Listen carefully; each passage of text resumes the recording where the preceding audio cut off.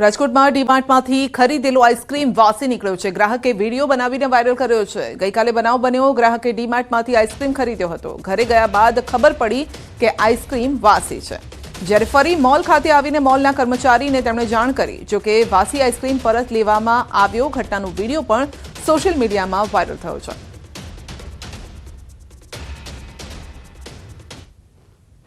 કચ્છના માધાપરમાં રખડતા ઢોર બન્યા છે। માથાનો દુખાવો, નવાવાસમાં રખડતા આખલાએ શિંગડા ભરાવી વૃદ્ધને ઉછાળ્યા છે।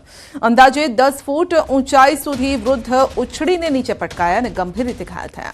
રહેવાસીઓમાં નાસભાગ મચી ગઈ। ઘટનાનો લાઈવ વિડીયો પણ સામે આવ્યો છે, જેમાં આખલાનો આતંક જોવા મળી રહ્યો છે। કચ્છમાં તો વૃદ્ધ તેને ભગાડવાનો પ્રયત્ન કરે છે, પરંતુ આખલો તેમની સાથે જ બાથ ભીડે છે અને સીધા જ શિંગડામાં ભરાવીને તેમને ઉછાળે છે। તો વૃદ્ધ નીચે પટકાય છે, ગંભીર ઈજા પણ પહોંચી છે।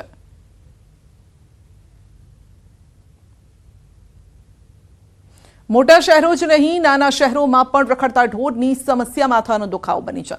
રાજકોટ જિલ્લાના ધોરાજીમાં રખડતા આખલાથી રહીશો પરેશાન છે। ધોરાજીમાં રસ્તે રખડતા આખલાઓના યુદ્ધથી લોકોના જીવ અદ્ધર થઈ ગયા છે। શહેરમાં આખલાના યુદ્ધથી ન ફક્ત વાહન ચાલકો પરંતુ રાહદારીઓના જીવ પણ અદ્ધર થઈ જાય છે। તો શહેરમાં ગેલેક્સી ચોક, આઝાદ ચોક વિસ્તારમાં આખલા યુદ્ધના દ્રશ્યો સર્જાયા। ટ્રાફિકથી ધમધમી રહેલ વિસ્તારમાં આખલા યુદ્ધથી લોકોના જીવ તાળવે ચોંટ્યા છે। તો રખડતા પશુઓનો આતંક કેટલી હદે વકર્યો છે તેના આ દ્રશ્યો આપ જોઈ શકો છો। આખલા યુદ્ધથી લોકો પરેશાન છે। એક તરફ વૃદ્ધને શિંગડામાં ભરાવી અને પટક્યા હતા આખલાએ, બીજી તરફ રસ્તા પર એક તરફ વાહન ચાલકો પસાર થઈ રહ્યા છે, રાહદારીઓ પસાર થઈ રહ્યા છે અને તેવામાં જ આખલા યુદ્ધ પણ જામ્યું છે।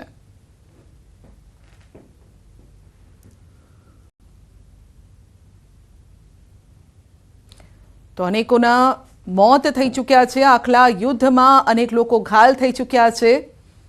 તો અનેકો ને કેટલા ખાટલા આવ્યા છે, જે હજુ પણ એ સારવાર તેઓ લઈ રહ્યા છે, પરંતુ તંત્ર જાણે કે ઊંઘી રહ્યું છે। લોકોની જાણે પરવા ન હોય તેમ જ્યારે મોટી ઘટના બને છે ત્યારે પગલાં લઈશું તેવી સુફિયાણી વાતો કરે છે, પરંતુ ત્યારબાદ તંત્ર કોઈ કામગીરી નથી કરતું। સુરતના માંગરોળના વાંકલ ગામમાં ડાઘિયાઓનો આતંક જોવા મળ્યો છે। 8 વર્ષના બાળક પર 3 રખડતા શ્વાનોએ હુમલો કર્યો છે। 3 ડાઘિયાઓએ બચકા ભર્યા। બાળક ગંભીર રીતે ઘાયલ। વાંકલ હાઈસ્કૂલના કમ્પાઉન્ડ નજીક આ ઘટના બની છે। ધોરણ 3માં ભણતા રૂબલ વસાવા નામના વિદ્યાર્થી